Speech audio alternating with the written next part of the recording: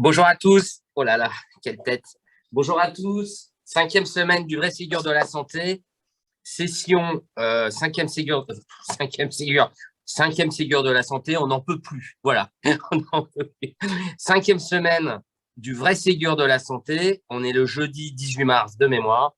Le vrai Ségur de la santé a démarré le 14 février. Je ne sais pas si vous vous rendez compte de l'exploit incroyable de faire des auditions avec des experts santé tous les jours, parfois plusieurs fois par jour, jusque la semaine prochaine de mémoire. Et aujourd'hui, on essaye vraiment de balayer tous les sujets qui nous semblent très importants. Aujourd'hui, c'est une session très importante, consacrée. On va essayer de la consacrer au bloc opératoire, en sachant que je me doute à l'avance qu'il va y avoir des thématiques communes et des items fil rouge qu'on a bien identifiés maintenant au fur et à mesure des auditions. Ah bah alors aujourd'hui, c'est un peu une audition de potes, hein. On va pas se mentir. Je vois Thomas Brosset, chirurgien orthopédique, vice-président du collectif, chef d'orchestre de la vie du collectif Santé en danger depuis bientôt 2 ans. J'ai vu passer Rachid, il est là, dans sa voiture. Dans sa voiture. Merci beaucoup, Rachid, d'être là. Et Annie Chapelier, on m'a dit qu'elle était là. Annie, je ne te vois pas. Tu es là, Annie?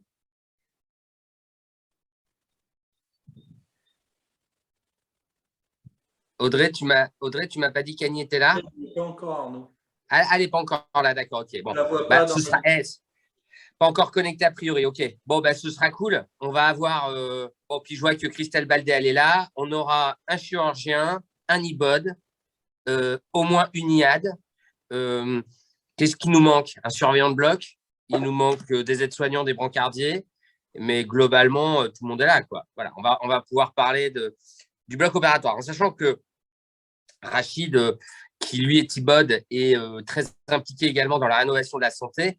On a avec lui fait une audition la semaine dernière sur l'urgence, le contexte d'urgence. Et en fait, il y a vraiment du fil rouge entre différentes auditions. Et en introduction, déjà, on peut dire que certaines problématiques des blocs opératoires sont les mêmes que les problématiques de l'hôpital en général et de l'urgence en ce qui concerne l'attractivité, la fidélisation, la fidélité du personnel. Et bon, juste avant de passer la parole à Annie, honneur aux femmes, hein, Rachid et Thomas, vous m'en voudrez pas. Juste avant de passer la parole à Annie, moi je pense que, enfin, j'aimerais, je ne sais pas si, je pense vraiment, et j'ai posé la question plusieurs fois à des décideurs, viser une déprogrammation zéro sur notre territoire, quoi qu'il arrive. Pour moi, ça doit être le dogme. Alors, c'est absolument génial parce que je travaille dans un établissement privé à but non lucratif. Thomas bosse dans un établissement privé à but lucratif. Rachid, de mémoire, tu bosses dans un établissement public. Et ben, on va pouvoir voir comment on peut organiser ça. Et je vois Annie. Je suis ravi. Bonjour Annie. Tu m'entends? Active ton micro. Active ton micro. Oui. Bonjour voilà. À tous. Salut Arnaud. Bonjour Annie. Annie Chapelier. Donc, il y a ma fille qui m'appelle. Hop, c'est pas grave. Tac. Annie, je me permets de te tutoyer, on se tutoie, Annie, hein, tant pis. Hein. Oui, ben oui. Bon, je tutoie une députée de la République. Je tutoie une députée de la République. Annie, tu es infirmière anesthésiste, députée. Alors, je ne me souviens plus exactement de ta circonscription. Du Gard, j'étais au CHU à Nîmes. C'est ça, députée du Gard, très impliquée dans la santé.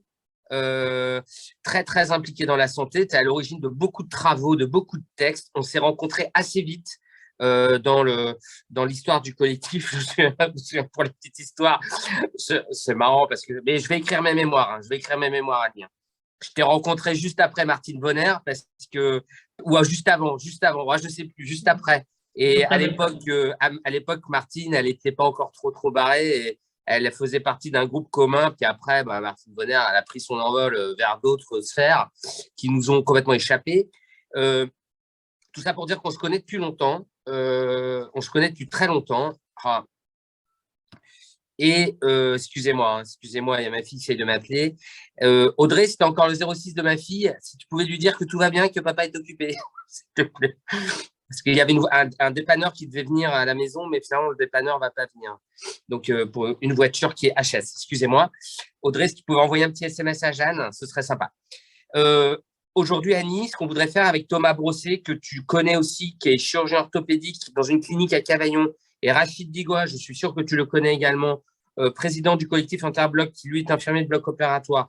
Toi qui pourrais représenter les IAD si on veut. Et il y a aussi Christelle Baldé qui est là, je vois, qui est aussi infirmière anesthésiste, membre du collectif, très impliqué dans la rénovation. On voudrait aborder un peu spécifiquement la thématique du bloc opératoire, Annie, en sachant qu'on accepte les diagonales et les transversales vers les sujets plus communs des hôpitaux, quoi. Tu vois, tout ce qui concerne l'attractivité, etc. Il y a des choses à la fois spécifiques des blocs opératoires, puis des choses qui sont plus larges. Annie, je te laisse introduire cette table ronde. Et puis, merci beaucoup de nous faire l'amitié et de ta présence. On est très honorés. Merci beaucoup. Moi aussi, je suis très honorée que vous m'ayez invité à ces réunions quotidiennes qui, je l'espère, font avancer vraiment le débat. Je vois avec les collègues qui travaillent en bloc que Arnaud et tout le collectif derrière, vous êtes quand même j'allais dire, une lueur d'espoir. On parle beaucoup du collectif dans les blocs. Après, il faut reconnaître aussi que personne ne mesure très bien quel peut être votre poids, à quel niveau vous êtes entendu. Vous m'entendez pas? Je vous vois, Madame Baldé. Non. Je monte le son? Je monte le son. Enfin, je parle plus fort alors, parce que je n'ai pas de… Vous m'entendez bien? Ça va? On entend bien, on entend bien. Bon, très bien. Merci, Thomas. Oui, donc pour dire que l'appréhension finalement du collectif et du mouvement dans les blocs opératoires, elle porte sur une question essentiellement qui est quel est les leviers, quel est le pouvoir, quelles sont les possibilités pour interférer et pour réellement faire changer les choses. Et un peu comme moi au niveau parlementaire, on a un peu l'impression de hurler dans le désert et de ne pas être réellement entendu. Donc, je commence mon propos par une approche quand même qui est relativement pessimiste, mais c'est vrai qu'il y a ce problème d'être mal, de ne pas être entendu tout court, et que tout ce qui remonte du terrain, finalement, n'est pas réellement pris en considération. Et ça, c'est un problème de fond qu'on constate à tous les niveaux. Hier, rien à voir avec le bloc opératoire, j'étais avec les psychomotriciens et le constat était strictement identique. Donc, il y a un problème de dialogue, un problème de communication pour que toutes les personnes, donc les cabinets ministériels, la DGOS, enfin, tous ceux qui organisent notre vie et décident des décrets de compétences et de l'organisation des soins, puissent prendre en considération ce que l'on propose. Ça, c'est un premier constat. Ensuite, Arnaud dit que je suis infirmière anesthésiste et que je vais représenter quelque part. Donc, je vais me dédouaner immédiatement de la représentation des infirmiers anesthésistes. D'abord, je pensais que Mme Baldé fera beaucoup mieux que moi. Et puis, moi, je suis en relation avec le SNIA, avec Sophia, avec différents collectifs, qu'ils soient régionaux ou nationaux. Mais je ne représente absolument pas les infirmiers anesthésistes. Sur les blocs opératoires, là aussi, je pense que vous ferez beaucoup mieux le constat que moi. Moi, ce que je vois, ce que je constate, c'est une hémorragie des personnels, des déprogrammations, d'être suspendu à la crise sanitaire et d'être quelquefois la zone de tampon où on vient chercher du personnel, qui conditionne finalement la gestion de la crise à travers les déprogrammations pour pouvoir mieux gérer les personnels et également les équipements, et que le bloc opératoire, qui est quand même le service qui centralise toute une forme d'activité au niveau hospitalier et qui conditionne tous les autres services, est à chaque fois malmené, tant au niveau de ses personnels qu'au niveau de son organisation. Et pour moi, les solutions sont au niveau essentiellement de l'attractivité des métiers, une formule qu'on a entendue, rebattue, archibattue ces derniers temps, mais qui passe à travers beaucoup de choses et qui passe déjà par les formations, déjà par une meilleure connaissance des professionnels entre eux et ensuite par une définition précise des champs de compétences C'est là où je pense que ce sera très intéressant d'entendre chirurgiens et IBOD, par exemple, parce que là, il y a eu l'annulation du décret d'exclusivité des actes IBOD par le Conseil d'État à la demande des chirurgiens. Et on voit bien que, enfin, je pense que Rachid, là-dessus, tu seras beaucoup plus à même que moi d'expliquer cela et de le présenter, même si ça a dû déjà être évoqué. Mais c'est le genre de choses qui, pour moi, cristallise beaucoup comment dire, d'animosité entre les différents personnels.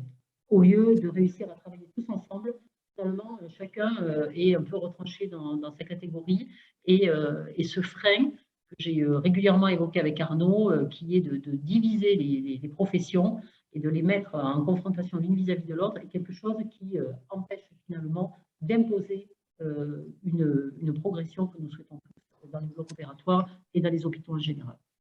Voilà, j'ai été un peu fouillis, un peu brouillon, mais je ne sais pas exactement ce que Arnaud, tu attends de moi. Mais non, mais Annie, c'est très clair. C'est une introduction qui est très pertinente. Là où je te rejoins et là où tu places bien le débat, c'est que ça me fait un petit peu penser au bloc obstétrical.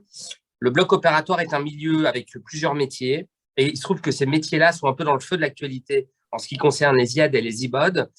Et il y a beaucoup de combats autour de la reconnaissance et des champs de compétences. Mais là où je te rejoins, c'est que je ne crois pas quand même qu'il soit suffisamment malin pour faire ça. Mais à t'écouter, on peut se demander. C'est vrai que faire traîner les choses, que ce soit pour les IAD ou les IBOD, on peut se demander si tout cela n'est pas un peu un stratagème pour occuper les esprits et éviter de résoudre les vrais problèmes.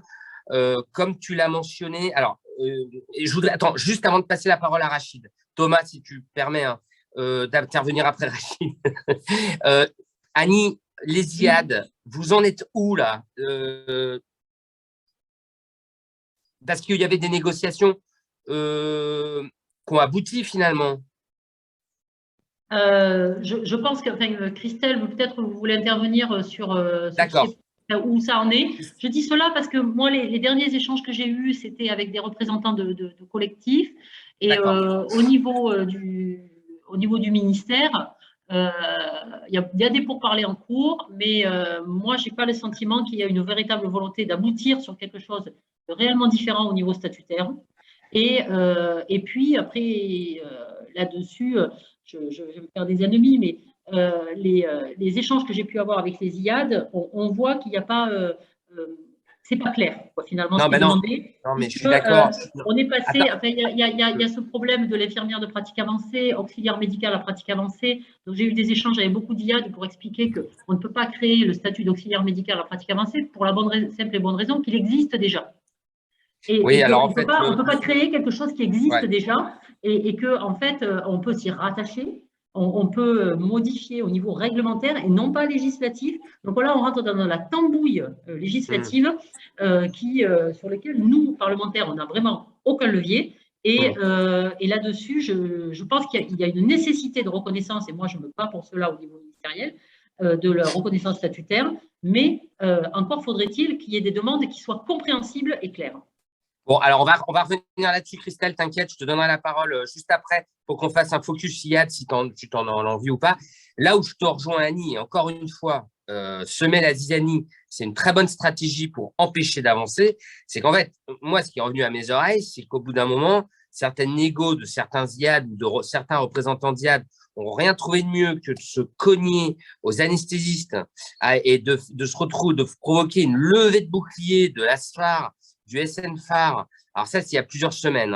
Depuis, je sais par le SNFAR que les discussions avec les IAD se sont apaisées et qu'on essaye tous de repartir dans le bon sens. Mais il est bien évident que les choses doivent se faire en harmonie avec le reste de l'environnement. Et c'est vrai que moi-même, je me suis un peu clashé, mais j'ai fait un peu exprès. C'était assez provoqué. J'ai quand même dû expliquer parfois à certains IAD que je n'avais pas passé une thèse d'anesthésie pour travailler en binôme. Ce n'était pas une thèse d'anesthésie de binôme. C'est une thèse de médecin anesthésiste. Mais c'est vrai que quand on écoute certains IAD, à la fin, on pouvait… Non, mais Christelle, t'énerve pas. Je raconte que c'était du clash et c'était du exprès, c'était pédagogique. Bon, on va revenir sur les IAD. On va revenir. Tu sais, moi, en langage des sourds et muets, je ne suis pas très fort, Christelle Baldé. Éventuellement, tu peux quand même mettre ton micro. Non, mais juste pour clarifier. là, les IAD, on a une exclusivité de compétences. Voilà. Pas les IBOD. Et le problème, il est là. Après, les IAD qui veulent encore plus, c'est leur problème. Aujourd'hui, notre chance à nous, les IAD, c'est depuis 2002 au moins, on a, plus avant, on a une exclusivité de compétences. C'est-à-dire que personne d'autre que nous ne pouvons exercer ce métier. Les IBOD, leur problématique, c'est qu'ils ne l'ont toujours pas obtenu. Voire certains, ils n'ont même pas obtenu leur NBI au bloc. Voilà. Et tu donc, sais, Christelle, j'ai vu, excuse-moi, je t'interromps, mais je le fais aussi. Je suis obligé. J'ai lu, Rachid, il a dû le voir aussi, c'est impressionnant. Hein. Le champ de compétences, le registre de compétences des IPA à l'hôpital. Waouh, waouh, waouh. Alors là, je veux vraiment l'avis de Rachid là-dessus parce que rien de tel pour faire exploser la maison et la boutique. Parce qu'en fait, quand tu lis, excuse-moi Rachid, hein, on va t'écouter, puis toi, tu es très apaisé comme garçon, très intelligent, donc tu vas tout de suite savoir dire les choses calmement. Moi, quand j'ai vu ça, je me suis dit, mais mon Dieu, comment tout cela va cohabiter? Ils peuvent quasiment drainer des abcès, j'ai vu. Hein. Oui, tout à fait. Tu as vu ça? Oui, le décret est sorti il y a quelques jours, là, signé par Katia Julienne. C'est assez large. Il y a des gestes chirurgicaux, mais il y a également au niveau des IAD. Donc, en gros, moi, j'ai rien compris. Et la ventilation, la VNI également, qui est possible. En fait, dans des cadres avec délégation de tâches quand même par le médecin. Mais c'est très pas pervers. réellement de l'IPA. C'est très pervers. C'est très pervers. C'est très pervers, Annie, parce que quand j'ai lu ça, je me suis dit, j'ai failli le tweeter, puis je me suis retenu, j'ai failli tweeter, des internes. Parce qu'en fait, ils en feront plus que des internes. Mais en fait, là, vraiment, on est vraiment dans l'expression totale de ce que veut faire Stéphanie Rist, parce que de toute façon, moi, elle me l'a dit. On va fabriquer un nouveau truc qui s'appelle IPA, qui fera ce que les médecins ne veulent pas faire ou qui ne peuvent pas faire parce qu'ils n'ont pas le temps. Bon, à la rigueur, pourquoi pas, c'est un sujet. Bon, mais faire ça dans le mépris total de ceux qui sont déjà en place, en l'occurrence ici, les IBOD et les IAD, ça traduit un mépris des tutelles et un mépris de la gouvernance qui nous amène dans le mur. Et quand on est dans le mur et qu'on s'engueule tous, eh ben en fait, on ne change rien. Quoi. Rachid, j'ai assez parlé. Je te passe la parole. Rachid, on a dit plein de choses. Hein. On a dit que on a déjà dit plein de choses. Maintenant, je te laisse faire, tu pioches, hein. Tu réponds sur ce que tu veux. Bon, merci encore une fois de m'avoir invité, Arnaud. Mais merci à toi. Merci à toi. Sur le blog, c'est un sujet qui me tient à cœur, hein, tu le sais. Par rapport, pour rebondir directement sur la problématique IPA, c'est vrai que malheureusement, j'ai envie de dire malheureusement, il y a un décret qui est sorti où ils ont pioché un petit peu dans toutes les spécialités pour fournir un certain nombre de gestes, etc. Et ce qui est dommageable, c'est qu'il n'y ait pas eu tant de concertation entre les différents acteurs. Hein. Et ce qui est demandé, en tout cas sur le terrain, en tout cas nous, pour la part du collectif Interbloc, c'est pas d'augmenter le champ de compétences de la pratique avancée, puisque, entre guillemets, les spécialités au sens au sens large du terme, j'ai envie de dire, on va dire revendiquent un petit peu le fait d'être déjà en pratique avancée, puisque les IBOD, je prends la part des IBOD, on a un focus, on est spécialisé, en tout cas dans l'environnement du bloc opératoire, on est dans la gestion des risques. Enfin voilà, on est assez focalisé sur un certain nombre de choses au niveau du bloc opératoire. Donc entre guillemets, on estimait qu'on avait déjà la pratique avancée, puisque les IPA, eux, vont se former pendant un certain nombre d'années, obtiennent le master. Et dans certaines spécialités, notamment IBOD, c'était le master qui bloquait un petit peu, puisqu'on l'a pas encore aujourd'hui. Il y a des négociations qui sont en cours sur la réingénierie du diplôme, où on obtiendrait le master. Enfin voilà, nous on trouve un petit peu dommage, comme tu dis, de scinder les différentes professions, puisque dans le but, au niveau de la prise en charge du patient, on pourrait être complémentaire. Et c'est vrai que attribuer des gestes à certains, pas à d'autres, puisqu'ils sont en d'autres termes, c'est des gestes que nous on peut pratiquer. Je pense à certains items qu'il y a dans la pratique avancée où on pratique quotidiennement, et c'est un petit peu là. Le fait est que même par rapport au IAD, ce qui est demandé, je pense plus, c'est une reconnaissance des actes qui sont faits sur le terrain. Des actes qu'on fait tous les jours, et du coup qu'on obtienne cette légitimité, ou en tout cas qu'on obtienne une reconnaissance par rapport à tout ce qu'on peut pratiquer. C'est vrai qu'il y a une partie des professions qui demandent la pratique avancée, qui demandent plus, etc. Mais je pense qu'il faut déjà repartir sur des bases. Moi, je me permets juste de t'interrompre et je te reprends la parole tout de suite, Rachid, parce que tu sais comment on fonctionne. On a des scribes dont la mission est de faire les propositions. Et alors, c'est une mission de plus en plus importante, Rachid, parce que tu sais, on prépare un écrit, un recueil. Donc, je me dis qu'au mieux c'est tourné aujourd'hui, au moins on aura de travail d'élagage derrière.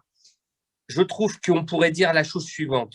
La manière dont le profil IPA a tendance à être déployé sans tenir compte des agents professionnels déjà en place et de leur domaine de compétences, je trouve que ça, c'est inadmissible. Autrement dit, je vais dire les choses autrement. Si j'étais responsable d'un syndicat d'IBON ou d'IAD, moi, j'irais les voir et quand je serais face à eux, au cabinet de Véran ou n'importe qui, ou chez Castex, je leur dirais, avant de fabriquer un nouveau truc, reconnaissez déjà ceux qui sont là et ensuite, on regarde ce qui manque et on le rajoute. Probablement qu'aux urgences, il faut peut-être explorer quelque chose. Probablement qu'en réanimation, il faut explorer quelque chose.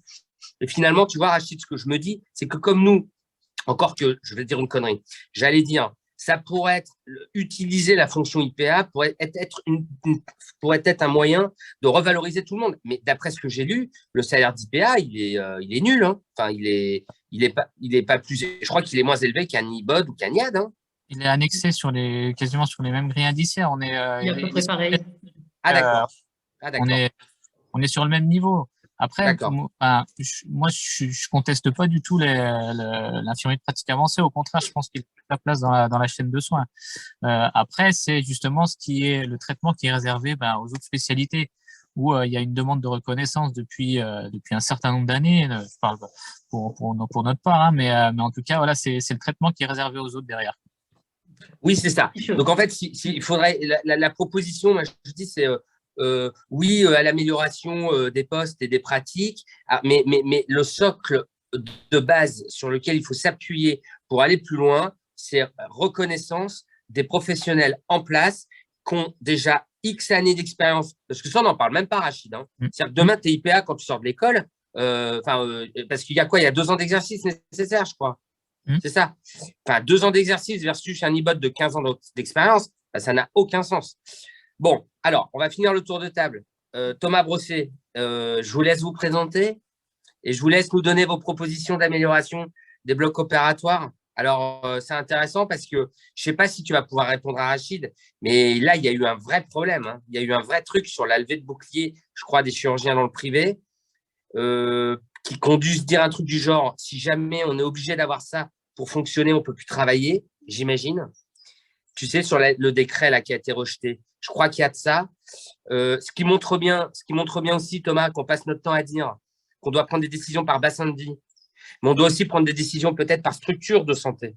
Ce qui est peut-être valable à l'hôpital ou exigible à l'hôpital n'est peut-être pas dans une clinique à but lucratif de Cavaillon. Enfin, tu vois, il y a des choses comme ça qui ne sont pas toujours très logiques partout. Bon, je ne sais pas trop, mais je te laisse la parole. Merci beaucoup. Oui, sujet très polémique. Bon, alors, Thomas Brosset, là, je suis auditionné comme chirurgien orthopédiste, effectivement, exercice libéral, mais aussi faisant avec une ligne pour les gardes. Et donc, je fais quand même la mission d'urgence pour mon bassin de vie avec mes collègues de la clinique. Donc, on a quand même cette chance d'avoir un peu la vision du privé, certes, mais aussi quand même de pouvoir rendre le service à la population. C'est pas partout, hein. Il y a forcément des structures où on n'est que dans une démarche très libérale privée. Et il y a des grosses usines pour ça, en France, en orthopédie. Il y a l'inverse, c'est-à-dire l'hôpital et des structures adaptées parfois dans les gros centres, donc à prendre en charge des patients qui n'ont pas d'intérêt particulier à aller dans une clinique, par exemple. Je pense aux polytro et tout ça.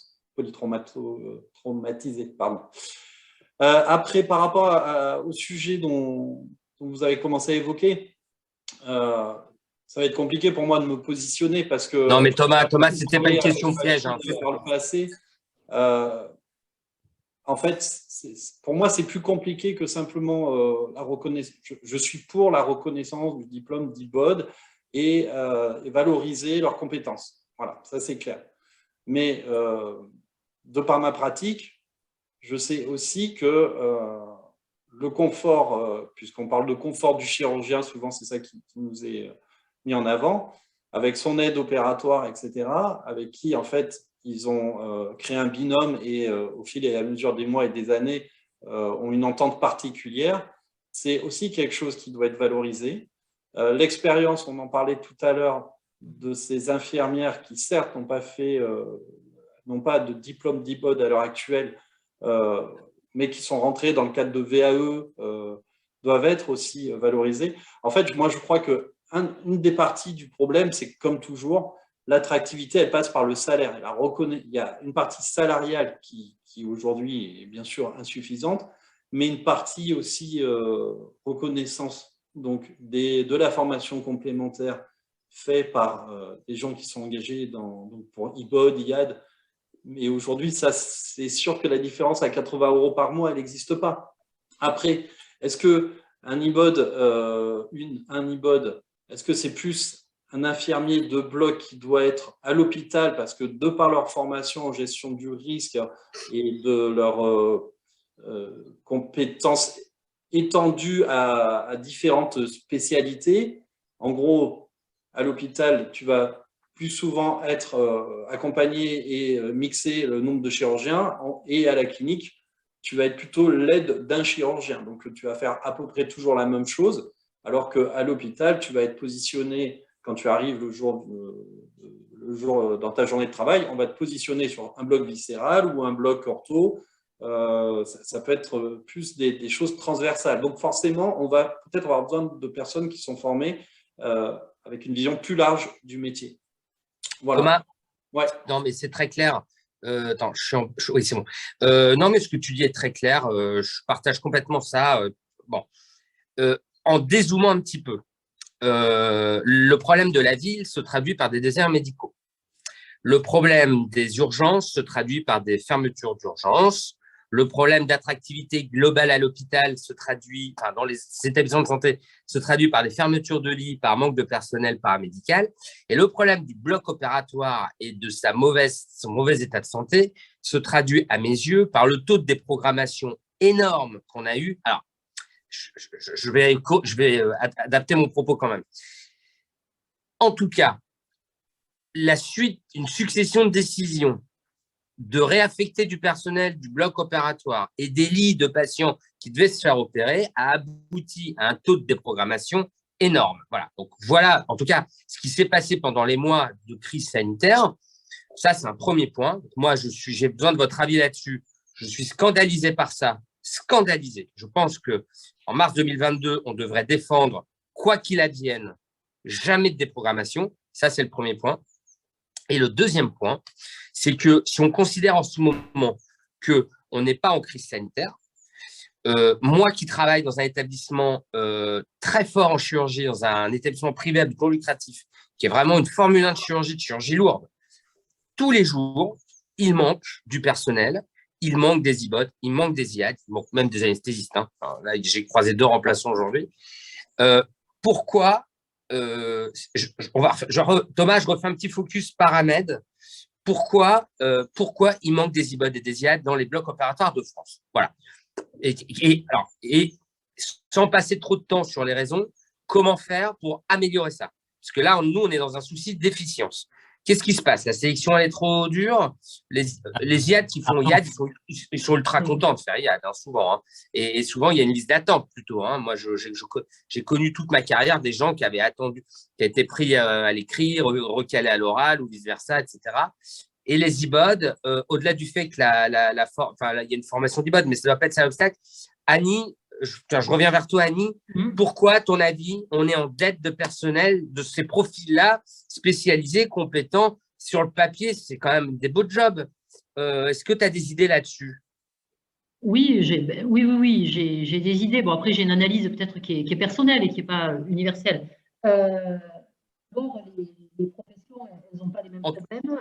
Il y a beaucoup moins de problèmes de recrutement. Vous m'entendez? m'entendez? Attends, Parce que alors, là, on t'entend bien, mais dès que tu baisses la tête, on t'entend plus. D'accord, alors je vais me coller, là voilà, oui, un gros plan. Oui, les IAD ont beaucoup moins de problèmes de recrutement et il y a beaucoup moins de désistement quand même que chez les IBOD, chez qui c'est historique. Il y a 20% de manque d'affectation dans les écoles déjà. Donc, avant même qu'il y ait la crise, et maintenant, avec la façon dont on a utilisé les IBOD pendant la crise, en les envoyant directement en réanimation dans les services où on avait besoin, parce que justement, il y avait des programmations, alors que on ne s'improvise pas infirmier de réa en 2-2, on a découragé beaucoup de monde. Ensuite, il y a le problème de fond qui est, comme le faisait remarquer Christelle, qu'il n'y a pas d'exclusivité chez les IBOD, ce qui fait qu'on a une profession qui peut être faite par un IDE qui a une expérience de bloc. Donc, cette absence d'exclusivité, c'est quelque chose qui freine à l'envie, tout simplement, de s'investir là-dedans. Tant qu'il n'y aura pas de gestes exclusifs et de compétences exclusives pour les IBOD, on aura toujours un déficit de recrutement chez les IBOD. Ça, c'est un point majeur. Attends, ce que tu dis là, c'est fondamental. Les scribes, j'espère que vous avez bien noté cette phrase-là. Le fait qu'il n'y ait pas de spécificité IBOD comme il faudrait qu'il y en ait une est un frein au recrutement de cette population-là et pérennise le manque et la dette en personnel. Voilà, c'est pour bien que les scribes ils notent ça, parce que ça, c'est fondamental. C'est un problème de départ qui est présent depuis toujours. Ensuite, Thomas parlait des deux moyens d'accès, la VAE et l'école, la formation. La VAE, elle est légitime pour celles et ceux qui travaillent depuis longtemps dans les blocs et d'acquérir un diplôme d'IBOD, ça peut s'entendre. Seulement, ça doit être tracé, et on en avait parlé avec Rachid, dans le temps. C'est-à-dire que les mesures transitoires, elles doivent être claires. C'est-à-dire qu'elles doivent être normées, elles doivent être fixées avec une date butoir pendant laquelle on transforme les personnes qui ont déjà une expérience en IBOD et on leur accorde ou pas, si on estime qu'elles n'ont pas le niveau suffisant, ou alors on leur amène une formation complémentaire, de manière à ce que tout le monde accède à ce niveau, à ce diplôme d'IBOD. Et cela ne pourra arriver que lorsqu'il y aura une injonction d'exclusivité d'actes d'IBOD dans les blocs opératoires. C'est une démarche pour moi qui est essentielle à mettre en place et les mesures qui doivent s'ajouter, enfin qui doivent arriver, les mesures transitoires qui doivent être mises en place en même temps pour pouvoir permettre cela. Ça ne doit pas être programmé dans les 2 ans ni dans les 5 ans, ce sont des mesures qui sont longues. Seulement, ça fait déjà un moment qu'on est dedans et pour autant, on n'est jamais sorti du problème parce qu'on n'a jamais amené cette exclusivité. Ensuite, Rachid parlait de la réingénierie qui était sur le point d'être achevée. Alors moi, ça fait 3 ans maintenant qu'on me dit qu'elle est bouclée et qu'elle est déjà finalisée. Seulement, on ne la sort pas. Je vois Rachid sourire. C'est parce que en réalité, je pense que effectivement, c'est déjà bouclé. Moi, on m'en a montré au ministère de l'Enseignement supérieur, par exemple, quand même des extraits qui montraient bien que c'était finalisé. Seulement, ça amène comment dire, un changement de profil au sein même des blocs opératoires. Et on sent bien qu'il y a peut-être un manque de concertation avec les autres acteurs, les acteurs majoritaires, enfin, les plus importants dans cette histoire, que sont les chirurgiens. Là, je ne sais pas comment ça a pu être construit, cette ingénierie. En tout cas, elle mène à un diplôme qui est celui de Master 2, donc une formation de 24 mois pour les IBOD, alors qu'actuellement, ils sont à 18, en leur amenant toujours pas, dans cette ingénierie, il n'y a toujours pas d'exclusivité. Et là, pour moi, c'est un peu se moquer du monde. Parce que si on prolonge à 2 ans de formation sans leur amener une exclusivité d'acte, je pense que là, il va y avoir encore moins de volontaires. Annie, tu sais comme moi pourquoi. Parce que tout cela a été organisé trop tard. Et Rachid, il va nous le dire mieux que moi. Il va le dire mieux que moi. Mais demain, tu fais ça, tu crées une obligation demain, les blocs, ils s'arrêtent de tourner. Hein. Mais non, c'est pas si l'on met en place des mesures transitoires étalées sur plusieurs années dans un plan de programmation sur 5 ans ou 7 ans, pendant lequel on peut largement se retourner, former, valider, etc. Et je conclurai simplement, parce que je ne veux pas monopoliser la parole, sur la pratique avancée. La pratique avancée, c'est la marche du siècle, on ne peut pas aller à l'encontre, c'est une évolution de toutes les professions de santé que l'on constate de par le monde et on a besoin de pouvoir quand même avoir des parallèles avec ce qui se fait ailleurs. D'ailleurs, on s'inspire beaucoup dans tous les modes d'enseignement supérieur. Maintenant, on donne des bachelors, enfin des couillonnades là, parce qu'on ne peut pas rester dans notre modèle à la française. On veut être international en permanence. Il le faut également pour les professions de santé. Je le rappelle, moi, c'est un de mes leitmotifs, que les accords de Bologne ont exclu les professions de santé des accords de Bologne qui ont été généralisés à l'ensemble des formations, sauf pour les professions de santé. C'est quand même curieux, quoi. Ça date de 1999, ça fait 23 ans qu'on attend d'être inscrit dans le système LMD pour les professions de santé. Donc, cela est une nécessité parce que vous le constatez tous comme moi, dans les hôpitaux, ça s'est énormément internationalisé et en particulier européanisé. Il y a des normes. Oui, donc là oui, il ne faut pas rater le bon virage. Il faut pas rater le bon virage. Et c'est essentiel qu'on s'inscrive dans une harmonisation. Harmonisation, ça ne veut pas dire uniformité, ça ne veut pas dire qu'on s'identifie aux autres, qu'on fait exactement comme les autres. Ça veut dire qu'on est compatible. Et pour cela, il faut évoluer. Et donc, la pratique avancée, elle va dans ce sens. Et la pratique avancée, c'est quand même une valorisation statutaire, qu'on le veuille ou pas. Et quand on est IAD, qu'on est IBOD ou qu'on est PUER, si on arrive à obtenir ce statut de pratique avancée, ça veut dire que d'abord, ça amène de la visibilité, de la lisibilité au niveau des statuts pour les infirmiers, qui peuvent ainsi voir différentes progressions sans être en concurrence les uns avec les autres, puisqu'on est tous en pratique avancée et qu'en gros, on a tous la même grille indiciaire. Seulement, on a des formations qui sont distinctes, qui nous amènent à des compétences qui sont spécifiques avec des exclusivités d'actes. Et nous amènent également des responsabilités qui vont au-delà de ce que nous avons actuellement et qui vont même dans une forme d'autonomie qu'ont déjà les IAD en partie, mais quand même pas autant que ce que peuvent avoir les pratiques avancées dans les pays anglo-saxons, et d'aller vers quelque chose qui s'apparente à de la profession intermédiaire, quelque chose qui n'existe pas vraiment dans notre paysage professionnel et pour lequel il faut qu'on soit éduqué. Ça ne viendra pas du jour au lendemain. Il faut y aller forcément progressivement, mais il faut y aller aussi avec méthode et détermination. Sinon, on va stagner comme on le fait et on va continuer à se bouffer le nez entre nous sans réussir à progresser et à décourager tous les jeunes qui arrivent. Un dernier mot sur l'expérience que tu as souligné tout à l'heure. C'est quelque chose qui n'est absolument pas valorisé, ni dans les professions de santé, ni dans aucun autre métier. Et c'est pourtant quelque chose d'essentiel parce que rien ne vaut une personne expérimentée. On le sait dans nos métiers, plus on fait souvent quelque chose, meilleur on est. Donc, et cela, c'est absolument indispensable. Je pense que le docteur Brosset qui fait du genou, si demain on lui demande de faire de la chirurgie de la main, il va être un petit peu en délicatesse. Non, il est capable. Il est capable parce qu'on a pris le meilleur. On a pris le meilleur. Certainement pas les yeux fermés comme il le fait pour… Et puis, il a un directeur qui ne lui laisse pas le choix. Son directeur, il n'est pas commode. Je dis ça pour rire parce que je crois que j'ai vu qu'il était là, Frédéric. Et Annie, oui, mais tu sais… Alors, je partage tout ça. Voilà, donc je redis ça parce que c'est un tout petit peu différent bloc opératoire. C'est quand même un peu pareil sur l'encadrement nécessaire des professionnels. Mais quand tu fait des auditions, Annie, sur les urgences ou sur la réanimation, qu'est-ce que disent tous les médecins? Tous. C'est une catastrophe. Le système actuel fait que les gens expérimentés s'en vont et on repart de zéro à chaque fois. Il n'y a aucune transmissibilité de l'expérience. Or, l'expérience, c'est fondamental. Évidemment, ce qu'on apprend à l'école, c'est fondamental, mais même si on s'éloigne de l'école, ce qu'on gagne par la pratique du terrain, c'est juste dingue. Et de ne pas pouvoir transmettre ça, c'est une catastrophe pour le système de santé. Hein. Parce que quand on demande à une infirmière d'encadrer une jeune infirmière de réa ou un jeune infirmier de réa, quelque part, c'est elle qui va la façonner pour la suite. Hein. Et pareil aux urgences. Et c'est pour ça que j'aimerais bien que ça apparaisse dans les propositions des scribes, vraiment la valorisation de l'expérience. Moi, j'appelle ça la fidélité. J'avais même proposé à l'Élysée tout un plan d'incitation à la fidélité moyennant augmentation de salaire. Parce que il faut à la fois remercier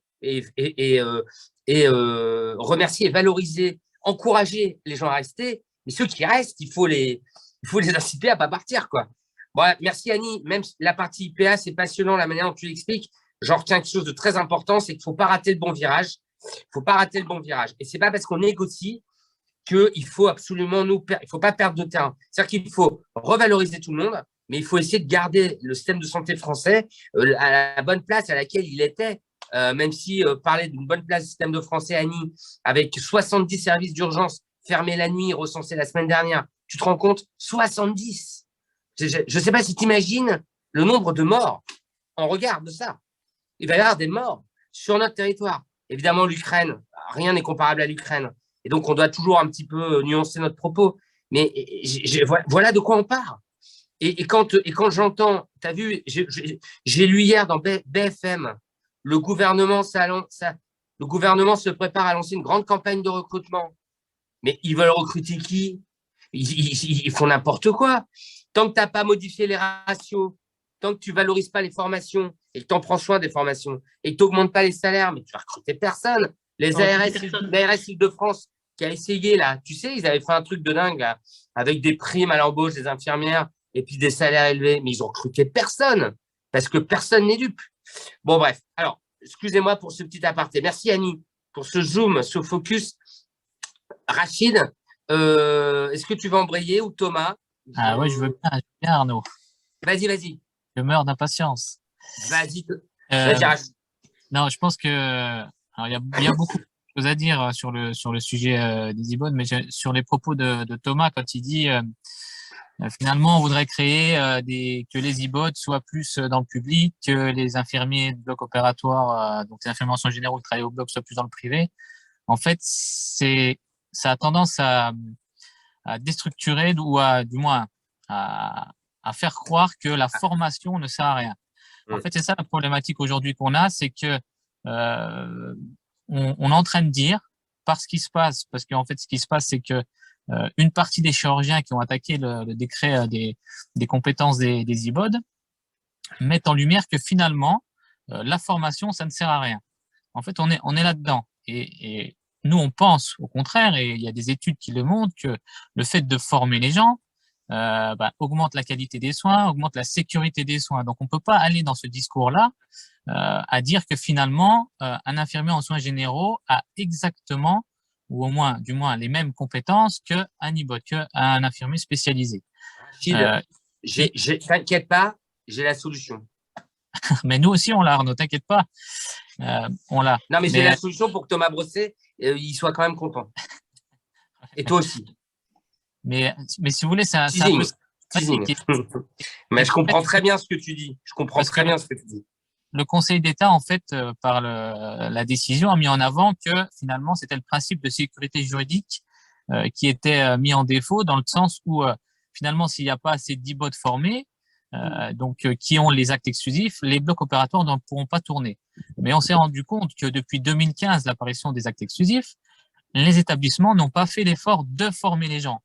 Et avec les mesures transitoires aujourd'hui, donc des mesures qui sont censées répondre à ce principe de sécurité juridique, l'État ne met pas en place, ou en tout cas ne veut pas former plus de personnel, puisqu'on a sur l'année 2022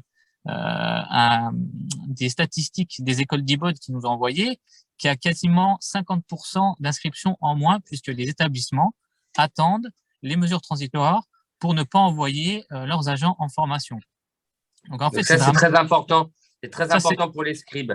Les scribes, l'État doit donner les moyens aux établissements d'envoyer les gens en formation. C'est ça, Rachid? Et c'est exactement ça, puisqu'on peut largement faire le parallèle avec l'IAD, puisque dans les années fin 80, en 88 ou dans les années 90, ça avait été mis en place le système de se dire, aujourd'hui, on veut que des IAD, on leur donne l'exclusivité de fonction et on leur laisse un laps de temps. Si mes souvenirs sont bons, ça devait être 6 ans. 6 ans pour que tous les infirmiers qui pratiquent l'anesthésie se forment en tant qu'IAD, et ça s'est fait. Aujourd'hui, c'est vraiment une question de volonté politique, hein. On est clairement là-dedans. Et nous, on s'est appuyé, quand vous parlez d'expérience, nous, on a justement fourni à la DGOS, au ministère, une proposition de formation en alternance pour les gens qui ont de l'expérience, pour cadrer les choses, puisque moi, comme vous le savez peut-être pas, mais moi, je suis passé par la validation des acquis d'expérience. Donc, je sais très bien les difficultés aujourd'hui que sont cette VAE, qui n'est pas du tout cadrée, où en fait les agents sont laissés pour compte et doivent se débrouiller tout seuls. Et en fait, c'est ce qui manque, c'est de cadrer cette VAE. Nous, on voulait partir sur une formation d'alternance avec des contenus formatifs qui tiennent compte de l'ancienneté et de l'expérience des agents. C'est-à-dire que pour certaines compétences, si on a 10 ans, 15 ans d'ancienneté, on peut passer au travers, ou en tout cas qu'avec un petit, voilà, une petite évaluation, mais très simple. Donc, si vous voulez, les solutions, elles existent. C'est une question de volonté. C'est une question de volonté. On est là-dessus. Aujourd'hui, on est là-dessus. Et le signal qu'envoient aujourd'hui les chirurgiens, c'est que finalement, il n'y a pas besoin d'être formé pour faire le métier. Et ça, c'est dramatique pour la profession. C'est dramatique puisque nos plus proches collaborateurs, une partie, je parle, hein, c'est pas tous, hein, puisque on a eu des réunions avec d'autres chirurgiens qui sont justement pour le tout-ibod. Mais en d'autres termes, c'est est-ce que on n'a pas aujourd'hui la capacité de former? C'est l'État qui doit mettre les capacités à former. Et ça, on doit être intransigeant là-dessus. L'État doit investir dans les métiers, donc passer aussi dans des revalorisations salariales, hein, puisque on est là-dedans aussi. Hein, il faut pas se leurrer. Hein. Aujourd'hui, on a une pénibilité métier qui est très importante. Les IBOD, en tout cas, on fait énormément de manutention quand il s'agit de préparation de matériel. Et je pense que Thomas peut le dire, quand on prépare une prothèse de genou, on a 10 ancillaires, on doit installer le malade, etc. Il y a une pénibilité qui est très importante. Et ça, c'est pas du tout reconnu, que ce soit financièrement ou en termes de carrière, etc. Et aujourd'hui, on est là-dedans. On est là-dedans. Et l'attractivité métier, elle passera par là, par la reconnaissance des formations, la reconnaissance des spécialités et une valorisation salariale. Rachid, merci beaucoup pour cette mise au point. Je vais repasser la parole à Thomas. Et puis Thomas, on pourra essayer d'élargir le propos, tu vois, vers comment faire par bassin de vie. Tu vois, la chirurgie par bassin de vie, c'est un sujet qui est, à mon avis, qui est passionnant. Et je voudrais ton avis là-dessus, du collaboratif, privé-public, pour opérer tout le monde en temps et en heure. Moi, je trouve ça juste passionnant. Je voudrais juste dire à Rachid que moi, j'ai deux idées en t'écoutant. Je pense qu'un chirurgien, je vais arrêter d'embêter Thomas, parce que le pauvre, il est là, mais il y a plein de chirurgiens qui sont concernés par ça aujourd'hui. Je pense que si l'État décide, et encouragé par des représentants de professionnels comme toi, Rachid, l'État décide de dire, voilà, aujourd'hui, les IBOD doivent avoir telle formation. C'est à l'État de mettre au service aussi des établissements privés, de quoi envoyer ces gens-là en formation et de continuer à opérer le temps de la formation des agents, premièrement. Et là, ça, c'est un peu tabou, mais oui, l'État doit aider les établissements privés si à un moment donné, l'État décide que le personnel du privé doit changer de job. Ça, j'en suis absolument certain. Ça, c'est le premier point. Le deuxième point, c'est même si j'ai bien compris que ça suscitait crispation chez toi, moi, je pense que ce qu'essaie de dire Thomas, et je comprends très bien ce qu'il veut dire, c'est que tu sais, par exemple, je vais dire n'importe quoi, mais quand on s'intéresse aux infirmières, tu en as qui sont formées par la Croix-Rouge, puis tu en as d'autres qui sont formés par une école en Belgique, et puis tu en as d'autres qui sont formés par une école d'infirmières françaises. Bon, bah, à la fin, on regarde les différentes origines des gens, et puis il y a quand même une formation qui est suivie. Voilà, je pense qu'un peu dans ce même domaine-là, je crois que même en France, pour devenir IBOD, je crois que les gens qui ont travaillé en binôme avec des chirurgiens, parce que c'est un exercice qui est particulier. Ça, tu sais, ça me fait penser aux sages-femmes du privé. Hein. C'est encore un autre problème, mais ça ressemble. Je pense que les gens qui ont bossé comme ça en binôme ont développé quelque chose qui aujourd'hui n'est pas valorisé ou transformé, mais qui devrait l'être pour pouvoir réintégrer ensuite la formation IBOD. Peut-être pas l'année entière, Rachid, tu vois, j'en sais rien. On pourrait imaginer qu'il y a un ajustement peut-être, mais je trouve aussi que ce personnel-là, il mérite cette reconnaissance-là aussi quand même, parce que même si il était dans le privé, en binôme avec un chirurgien, tu vois, il a travaillé quand même, et ça ne veut pas dire que quand on décide de faire une homogénéité, il est plus formé ou moins formé que d'autres, mais pour remettre tout le monde au niveau, je crois qu'il faut tenir compte des horizons différents, enfin des expériences différentes des agents pour retomber après tous ensemble sur une homogénéité. Thomas, on va pas faire tout le zoom là-dessus parce que le temps avance, mais il est déjà vachement avancé d'ailleurs. Thomas, est-ce que c'est un vœu pieux de dire dans ce bassin de vie-là, dans le Gard, avec la députée Annie Chapelier, on opérera tout le monde en temps et en heure, quelle que soit crise migratoire ukrainienne, crise pandémique virale, crise sanitaire caniculaire, crise nucléaire. De toute façon, il faut qu'on se prépare. Hein. On opérera tout le monde en temps et en heure. Et oui, dans le bassin de vie d'Annie Chapelier, elle ira voir le directeur de l'hôpital, du CHU de Nîmes, de la clinique de Cavaillon, etc. Et on met en place un plan d'urgence pour opérer tous les Français en temps et en heure de leur cancer, même si à un moment donné, il y a des malades qui arrivent à l'hôpital. C'est un vœu pieux, ça, ou pas? Ouais, c'est un vœu pieux parce qu'aujourd'hui, tu n'as pas le personnel pour gérer tout ça. Ah, Oui. Ça, donc déjà, on n'y arrivera pas comme ça. Et Oui. tu parlais de déprogrammation. Donc, Cécile, hier, elle m'a fait le listing un peu de la littérature. Et effectivement, les déprogrammations, ça a été particulièrement important avec les plans blancs successifs. On est à plus de 50%, hein. On a des retards parfois jusqu'à 1 an, 2 ans. Donc oui, c'est un vrai sujet. Mais ce n'est pas que français. Donc, le monde occidental a connu exactement les mêmes stratégies. Alors, est-ce que c'est une façon de gouverner au niveau de la santé et au niveau mondial? Je ne sais pas. Mais tu peux retrouver à peu près les mêmes chiffres au Canada, en Belgique et un peu partout.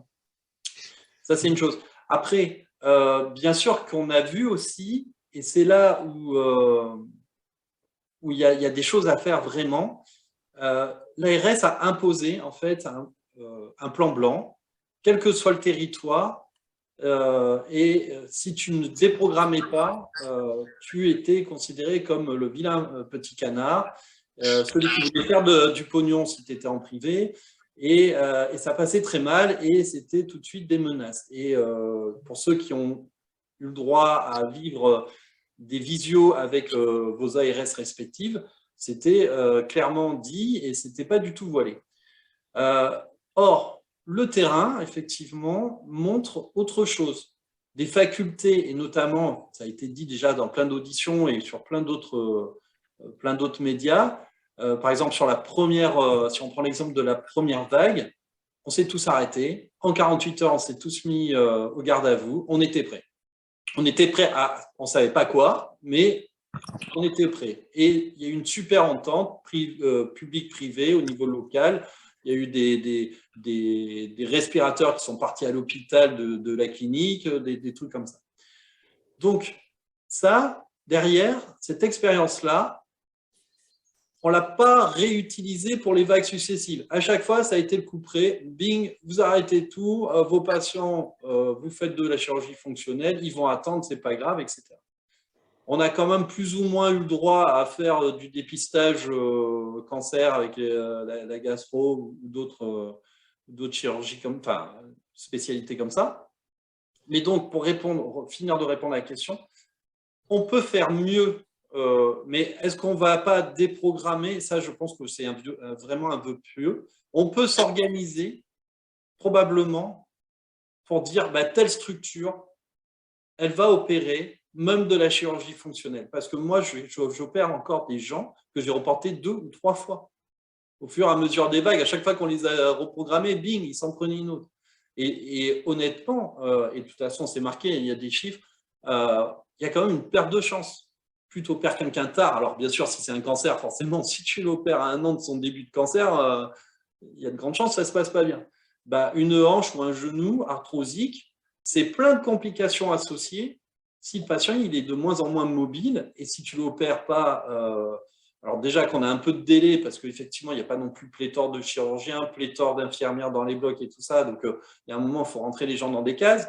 Si on a déjà 1-2 mois de délai, là, on en prend 6, 8, 1 an. Le patient, il est presque grabataire quand on va l'opérer. Et on n'a pas parlé aussi aujourd'hui de cette souffrance-là, parce qu'on veut des solutions pour l'éviter, mais ça a été un vrai problème pour toutes les équipes soignantes, de savoir qu'il fallait faire quelque chose et de ne pas pouvoir. Et donc sur ça, oui, ça, il faut qu'on soit meilleur. T'as le SAMU qui vient te chercher? Je viens de les engueuler parce qu'ils faisaient plein de bruit. D'accord. Je vous entendais plus, il y a le SAMU d'Arras qui foutait le bordel. Je voulais vous les montrer. Non, mais je propose, c'est la coopération, elle doit exister. Il faut arrêter les dogmes, il faut arrêter de dire il y a l'hôpital et la clinique. Il y a plein d'endroits en France, de petites et moyennes villes, je n'arrête pas de le dire depuis que je suis sur ce collectif, où ça devrait se passer. On devrait échanger les ressources. S'il y a un endroit, il y a 2 infirmières de bloc, s'il y a l'autre endroit, il y en a 3, mais que chacune devrait fonctionner avec 6 et 5, eh bien non, il va falloir les rassembler parce que c'est juste la logique. Et ça nous permettra de faire tourner les équipes, de ne pas les épuiser et de prendre en charge la population, le bassin de population. Je peux me permettre de dire quelque chose, Arnaud? Pardon. Annie, non, mais je te passe la parole tout de suite. Annie, Oui. je voudrais savoir si tu pourrais me faire un petit…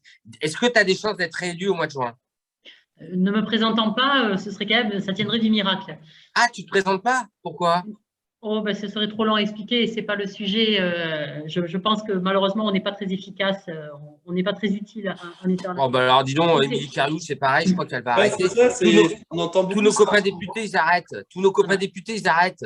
Parce Et qu'on cherche, on va essayer d'agir autrement, mais sincèrement, à l'Assemblée, apparaît Bon, très… alors moi, Mais j'ai du j'ai boulot quand pour même toi.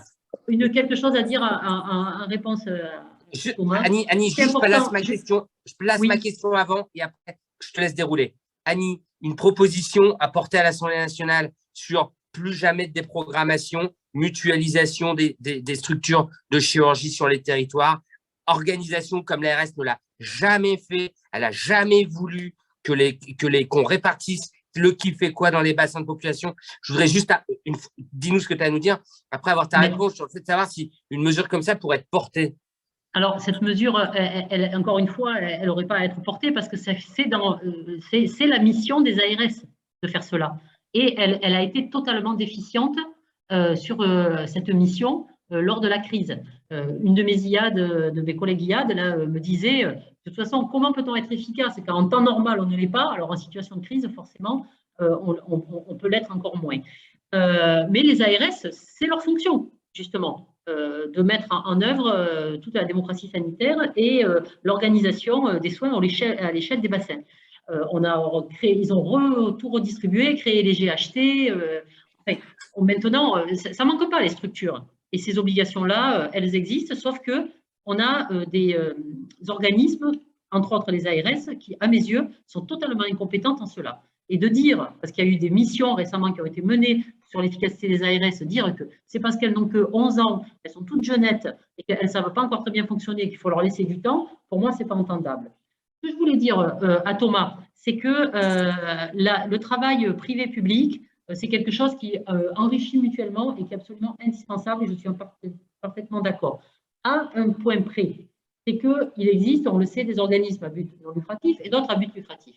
Et qu'il y a quand même quelques centrales au niveau des cliniques, je pense à Elsan par exemple, qui mettent en œuvre de l'optimisation salariale dans leurs établissements, où justement on renvoie toutes les personnes qui sont les plus expérimentées parce qu'elles sont là depuis longtemps et qu'elles coûtent cher, et auxquelles on trouve des noises, et où on amène un brassage comptant sur le fait que de toute façon, nécessité faisant loi, des personnes continueront toujours à accepter de travailler avec des horaires complètement émiettés, des conditions de travail difficiles, devoir aller remplacer dans des services où on n'a pas l'habitude pour des salaires de misère.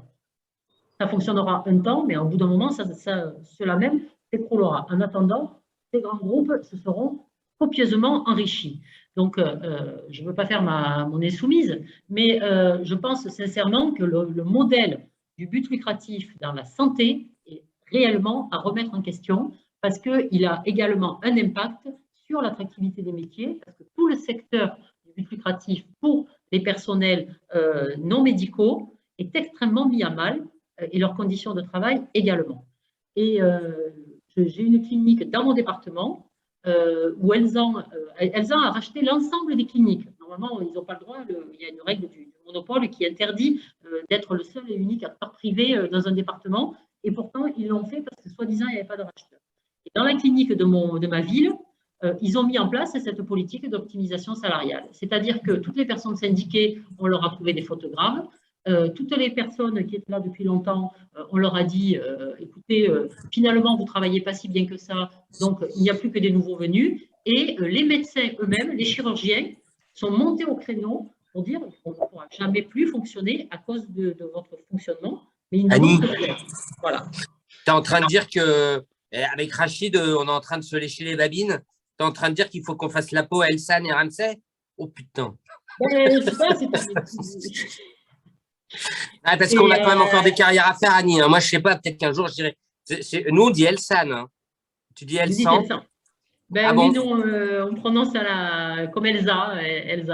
D'accord. Voilà. Alors là, si on m'avait dit qu'il fallait qu'on fasse la peau à Elsan et Ramsey, Rachid, on a du boulot. Hein. Ça interroge parce que ces personnes-là ont des contributions publiques. Ils ont eu, dans le cadre du plan de relance, des aides et qui étaient loin d'être pas conséquentes. Et pour autant, à part enrichir leurs actionnaires, il n'y a eu aucun retentissement sur les salaires et les rémunérations, ni même sur les embauches au niveau de ces établissements. Donc, ce n'est pas un cas isolé, un cas dans mon cas, parce que j'en ai discuté justement avec le ministère de la Santé. C'est un phénomène qui a été constaté partout sur le territoire. Elles savent, Ramsey, mettre en place ces pratiques d'optimisation. Bon, donc dans les propositions pour nos scribes, il faut mettre un truc du style attention à ces politiques d'optimisation menées par certains groupes privés qui mettent à mal l'organisation des blocs opératoires de France, étant entendu que la finalité est d'opérer les gens et ne pas d'enrichir des grands groupes, qu'on soit dans le privé. Dans la santé est quelque chose qui m'intéresse. On t'entend plus. Il faut poser la question. Il y a eu le scandale Orpea pour le grand âge, mais c'est exactement assimilable au fonctionnement des cliniques privées. Je me demandais si on pouvait faire le parallèle. Le modèle privé associatif, privé à but non lucratif, oui, 3 fois oui, 1000 fois oui. C'est un moteur, c'est quelque chose qui inspire, c'est quelque chose qui innove, mais par contre, dès lors qu'il y a de l'actionnariat, qu'il y a de la recherche de profit, non. Merci Annie, c'est quasiment terminé. Je voudrais que Rachid puisse conclure. Thomas, tu m'en veux pas, ou alors Thomas, tu pourras reconclure aussi derrière Rachid. Rachid, un petit mot de conclusion. On a passé en revue quand même beaucoup de choses. On a fait beaucoup. Il y a Frédéric Dussard là qui dit qu'il milite pour ça, lui, un statut unique. Alors moi, je trouve ça très beau. Moi, je travaille dans un truc privé non lucratif, c'est très bien. C'est très bien. C'est très bien. Voilà, faut pas faire trop de conneries, quoi. Faut pas fabriquer des collectifs. Rachid, un petit mot de conclusion? Ouais, alors rapidement, c'est vrai qu'on a commencé un petit peu pessimiste avec Annie qui disait que c'était compliqué de faire tordre un petit peu, on va dire les hautes sphères, mais je pense que avec les collectifs, et ce que je disais un peu la dernière fois, il y a quand même des voix qui s'élèvent, il y a une nouvelle ère qui démarre avec de nombreuses voix qui s'élèvent comme celle d'Arnaud et tout son collectif, le collectif Interbloc, les autres collectifs. Et je pense que quelque part ça porte. Alors nous on a je le disais la dernière fois, des combats juridiques. Et pour rebondir là sur s'occuper de Ramsey, Elsan, ce que vous voulez, nous on a contre-attaqué au Conseil d'État puisque la FHP est aussi dans les instigateurs de l'annulation du décret, exactement. Donc nous, on a choisi aussi ce versant juridique pour contrer les choses et j'espère que ça portera ses fruits et je pense qu'il y a de l'espoir aussi de ce côté-là, comme je disais la dernière fois. Merci Rachid, vous êtes très fort vous là-dessus. Je l'ai dit aussi la dernière fois. Heureusement qu'il y a des gueulards un peu comme moi, puis il y a des mecs efficaces juridiquement qui font très mal. Bravo pour ce que tu fais Rachid et puis bravo pour prôner l'union des collectifs comme je sais que tu la prônes avec moi. Et je me sens moins seul quand Rachid est avec moi parce qu'il faut savoir qu'il a la tête d'un collectif très important et que lui et moi, on pense qu'il faudrait que tout le monde se mette d'accord. Je voulais dire un truc que j'ai oublié. Thomas Brosset, c'est toi qui vas conclure finalement. Mais il faut vraiment conclure. Hein. Tu vas voir, facile. Donc, au-delà de la division là, pour les spécialités chirurgicales, donc on est d'accord, le bloc, ça doit rester un sanctuaire, c'est un travail d'équipe. Et il faut continuer à le rendre et surtout le valoriser, le rendre plus attractif en valorisant justement donc, les compétences comme on l'a entendu là, et bien sûr les salaires. Après, il faut valoriser aussi la sécurité des soins, puisque dans le bloc, c'est quand même ce qu'on apporte à l'extrême. Après, on a parlé aussi d'être intelligent, de s'adapter au niveau du territoire pour éviter justement tout ce qui est déprogrammation. Voilà, pour moi, c'est voilà. Et l'administration, puisqu'on l'a évoqué, hein, il faut qu'elle arrête de prendre des décisions seule. Ça doit être les gestions, quand c'est des plans blancs, tout ça, effectivement, on peut dire que l'ARS, les fédérations hospitalières éventuellement, et puis les gens du terrain, les médecins, chirurgiens et les équipes paramédicales, elles devraient pouvoir prendre part aux choix qui sont faits de garder ouvert tel ou tel établissement pour continuer à assurer des soins, même si c'est des soins fonctionnels, par exemple. Je dois vraiment vous laisser. Ça y est, je me suis souvenu de ce que je voulais dire. Annie, si votre statut de député est bientôt terminé, que vous n'enchaînez pas, au nom de tout le collectif, vraiment, je te remercie pour ton soutien, ton aide. On a pu, grâce à toi, dire qu'on était soutenu par la députée du Gard. On venait de naître, on n'était rien du tout. Et pour nous, c'était beaucoup de fierté. Merci pour ta bienveillance, ton indulgence si on partait ou si je partais un peu dans tous les sens, débordé par mon envie de bien faire. Et puis, merci de nous guider vers ça. Et puis, j'espère que quoi que tu fasses après, on sera amené encore à échanger ensemble. En tout cas, on a nos numéros et on s'appelle quand on veut. Merci à tous. Je ne sais pas si c'est définitivement fini, mais à titre personnel, je dois y aller. Thomas, merci. Merci à tous. Rachid et Annie. Voilà, moi, je vous laisse, mais vous pouvez encore un peu papoter. De toute façon, c'est Audrey Baskovec qui paye des minutes. Allez, salut. C'est limité, Zoom. Salut Arnaud. Alors, en tant que en regardant les questions, il y a juste une question, c'est est-ce qu'il ne serait pas important que les infirmières, pendant leurs études, soient obligées de passer par tous les services? Alors moi, j'ai un très très vieux diplôme, je suis très très étonnée que les infirmières en IFSI ne passent pas par tous les services, parce que moi, j'ai fait mes études en 2 ans, et je suis passée au bloc opératoire, je suis passée aux urgences, je suis passée dans tous les services de l'hôpital. Alors peut-être que si les infirmières en IFSI avaient une formation et pouvaient passer dans tous les services, y compris bloc opératoire, urgence, réanimation, peut-être il y aurait plus de motivation à faire ce métier-là. Si je peux répondre rapidement. Je sais qu'à l'école, il y a des blocs un petit peu où il y a des, entre guillemets, des obligations de passer dans certains services. Mais c'est vrai que sur certains blocs, c'est normalement, par exemple, c'est urgence réa bloc. Et c'est vrai que c'est soit l'un, soit l'autre. Ça, c'est un peu dommageable. Après, je pense que il faudrait aussi peut-être en amont que les spécialités, ou en tout cas des spécialisés ou des écoles puissent aussi intervenir plus souvent dans les écoles d'infirmières, parce que ça, c'est pas encore assez important, je pense, pour faire un peu de promotion sur les différentes spécialités. Je pense qu'à l'école d'inf, on parle pas assez des différents métiers, malgré qu'il y ait quelques petits carrefours des métiers, quelques petites, on va dire, ouvertures par rapport aux différentes spécialités, mais je pense que c'est pas assez, on va dire, il y a pas assez d'intérêt, justement. Ils se focalisent peut-être un peu trop sur le métier d'infirmier et ne voient pas plus loin. C'est sûr qu'il faut goûter un peu pour trouver ça bon. Et si on ne découvre pas les choses, tu iras jamais, c'est évident. Si je peux rajouter une chose, c'est quand même particulier, hein, le monde du bloc opératoire. En général, il faut que ça réponde à une motivation personnelle, parce que c'est quand même pas un métier qui ressemble au métier des services de soins. Donc, souvent, c'est soumis à la motivation de l'élève de venir faire un stage optionnel dans une structure qui l'intéresse, pour laquelle il est curieux. On ne vient pas faire du bloc opératoire comme on irait en médecine, chirurgie, ou voilà. Oui, mais ça peut être aussi une révélation.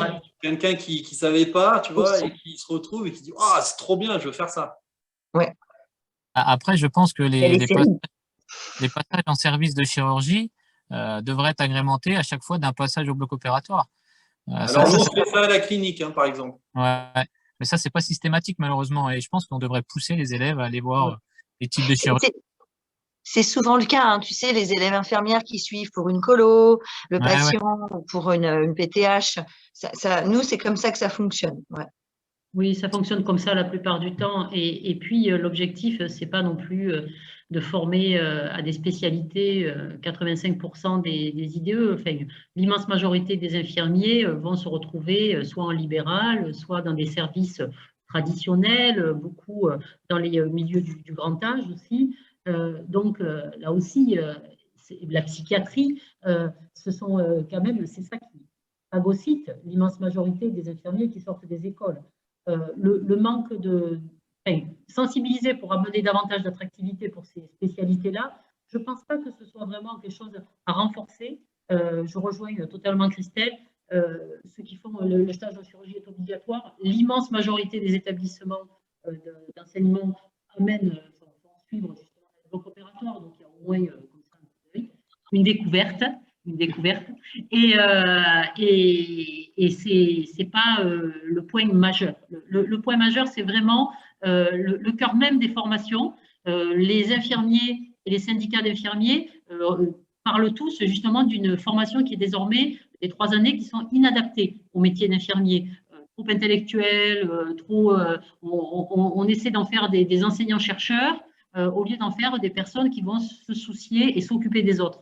C'est quand même le cœur de notre métier, le soin.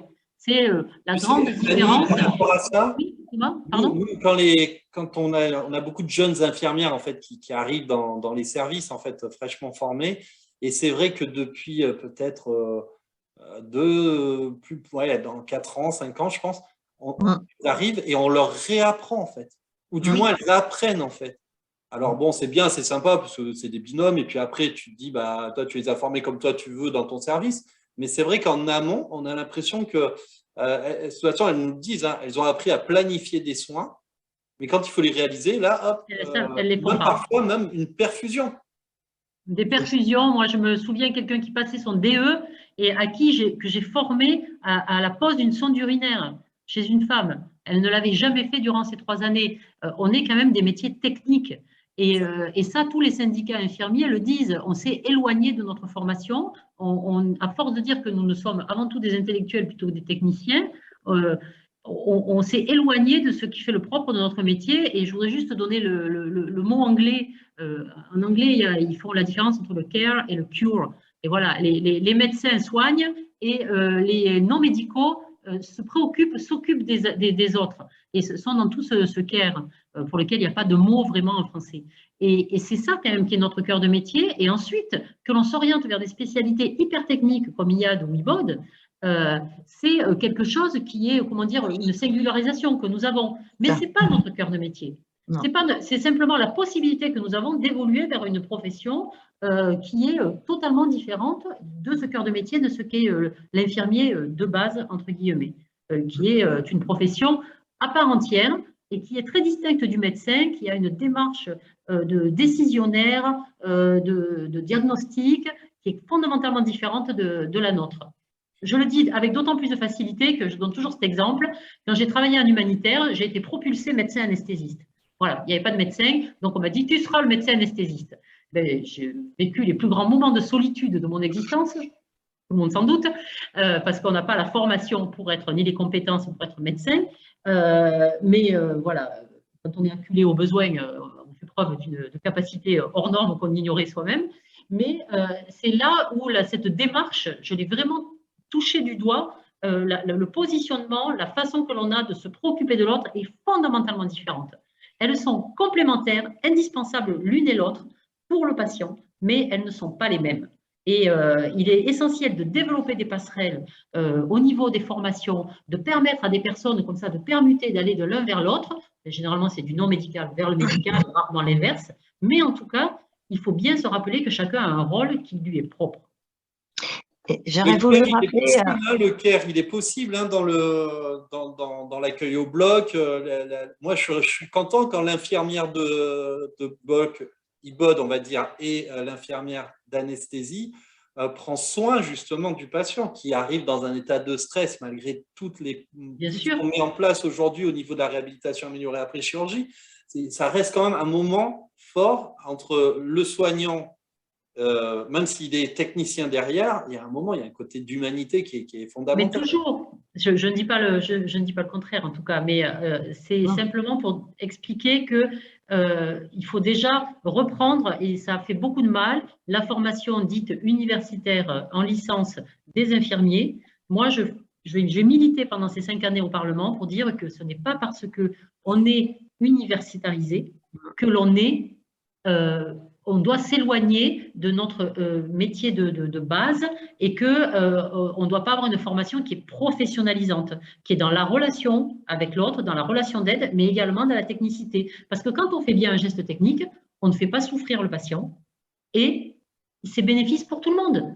Voilà. Et donc, on a besoin d'apprendre à poser des sondes urinaires, des cathéters, des sondes gastriques ou tout le reste, tout simplement pour ne pas être maltraitant. Et tout à l'heure, ça a été dit, il y a aussi beaucoup de personnes qui quittent ce métier parce que du fait de la baisse des effectifs, de la surcharge de travail, de la dématérialisation qui fait qu'on passe plus de temps devant l'ordinateur qu'à côté du patient, tout cela donne le sentiment qu'on est devenu maltraitant et on ne peut plus supporter de faire un métier mal, donc on s'oriente vers autre chose. Et ça fait partie de la recherche de l'attractivité de ces métiers. Il faut à nouveau nous permettre de redevenir bien traitants. Et c'est très vaste comme programme. Et ça passe essentiellement par la formation de base. C'est par là qu'on pourra reprendre le… J'ai vraiment envie de vous dire bravo, Madame Chapelier. C'est Audrey. Je me permets d'intervenir, mais c'est exactement tout ce que je pense. Et j'en parlais hier avec Monique au téléphone. Elle me décrivait ses études il y a, je ne vais pas faire de boulettes, 40 ans, Monique. Moi, il y a 20 ans, et on faisait beaucoup plus de techniques. Alors, elle encore plus que moi à l'époque, parce que plutôt que d'apprendre à des étudiants là actuellement toute la pathologie du cerveau et dans tous les moindres détails, ça c'est le rôle des docteurs pour moi. Et après, charge à tout le monde de se former ensuite, hein, si on le veut. Mais comme vous disiez très bien, les passerelles, c'est possible. Mais l'infirmière à la base, c'est pas ça. C'est pas que de la théorie et apprendre les maladies de A à Z, ce qui est beaucoup fait maintenant, malheureusement au détriment de la technique et du temps passé avec le patient, du soin, du vrai care, quoi. Est-ce que je pourrais ajouter quelque chose par rapport au bloc opératoire Vas-y. et du Après, care? moi, j'ai des soins. Hein. Il y a des patients qui ne vont pas être Oui, il y a clairs. des patients qui Ouais, attendent, et moi aussi. non, mais parce que ça me tient à cœur, parce que c'est quelque chose que j'ai pu mettre en place là où je travaille et qui est issu de la cancérologie. Dans les blocs opératoires, on peut être en effet très maltraitant parce qu'on est… c'est un univers très rigoureux, très fermé, très théâtralisé avec un process. Et aujourd'hui, grâce aux patients debout, c'est un concept qui vient du Canada, hein, et c'est la cancérologie qui l'a mis en œuvre. On verticalise les patients, on réhumanise le soin. C'est pas compliqué à mettre en place, ça fonctionne très bien. Et j'invite tous ceux qui entendent, qui travaillent dans les blocs, à instaurer ça. Ça fait du bien à tout le monde et le patient a des bénéfices. Il y a une réhabilitation précoce parce qu'il y a moins de médicaments derrière. Moins pour les endormir, il est humanisé, il est personnalisé dans son soin. Ça s'appelle le patient debout. Donc, je vous invite à voir ça. Devenir un cavaillon. Voilà. Bah, écoute, avec plaisir et ça fonctionne super, franchement. Voilà. C'est super le patient debout. Il y a un seul problème, c'est les assurances. C'est-à-dire que oui, parce qu'en fait, la responsabilisation, entre guillemets, du patient, le fait qu'il devienne un acteur et parfois la déambulation du patient qui n'est pas protégé sur son brancard, eh bien, il y a une mise en responsabilité des établissements et des équipes qui fait que certaines compagnies d'assurance commence à dire attention, on veut être bien cadré, etc., principe de précaution, machin chose. Et c'est un des problèmes de fond également de notre société, c'est qu'on n'apprend plus à faire confiance tout simplement, parce que comme je le dis à chaque fois, la confiance, c'est une prise de risque. On peut très bien être dupé, être trompé quand on fait confiance à quelqu'un, mais en même temps, quand on ne l'est pas, c'est tellement porteur. Donc, cette prise de confiance, elle est incompatible avec le risque assurantiel. Ça peut être attaqué, Annie. Hein. Pardon ? Ça peut être complètement attaqué. Aujourd'hui, de toute façon, les études, elles vont pour le patient debout. Et moi, un assureur, je suis sûr qu'un avocat doué va lui expliquer qu'en fait, c'était la bonne procédure. À partir du moment où il y a le bon protocole, le truc, le machin. C'est beaucoup d'organisation, de temps passé en amont. Tout le monde ne peut pas le faire comme ça, en disant je fais du patient debout demain, ça c'est clair. Mais une fois que tu as goûté à ça, franchement, impossible. Mais non, mais je suis entièrement d'accord. Hein. Mais au contraire. Et donc, le risque, moi, je le prendrai toujours maintenant. Et Rachid, il faut former combien d'infirmières dans le bloc? Beaucoup. Non, tu sais, 700 pour reprendre les chiffres, et nous, c'est ce qu'on a avancé à la DGOS, c'est qu'il y a 12 600 mesures transitoires, donc 12 600 infirmiers en soins généraux qui ont présenté ces mesures transitoires pour pouvoir travailler au bloc opératoire. Et nous, on aurait aimé justement que plutôt de sortir un décret, parce que je ne sais pas si tu as vu l'esquisse du décret qui est sorti, qui annonce des mesures transitoires jusqu'en 2030, que ce soit plutôt un levier justement pour former ces personnes à se spécialiser, ce qui résoudrait beaucoup de problèmes, je pense, plutôt que de repartir sur des mesures transitoires, parce qu'avec comme elles sont aujourd'hui, je peux te parier qu'en 2030, on se retrouve avec la même problématique. Ah, mais c'est sûr. Même dans j'ai une question, moi, l'IAD, qui a la chance d'avoir un décret de compétence avec une exclusivité de tâches.